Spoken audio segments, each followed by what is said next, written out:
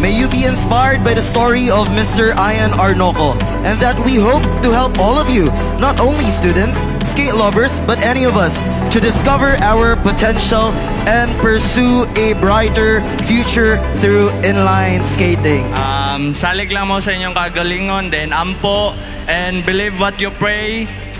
Tagay lang yun yung patience, bisag daghan na kayo mo obstacle na nagian diha, ayaw yun mo padala, like padayon lang gid mo kay dili raman kamo pud ang nakaagi og ingana na mas napay mas grabe na nagian ng ubang tao, but ni padayon gyapon sila na kabuto ng ilang pangandoy.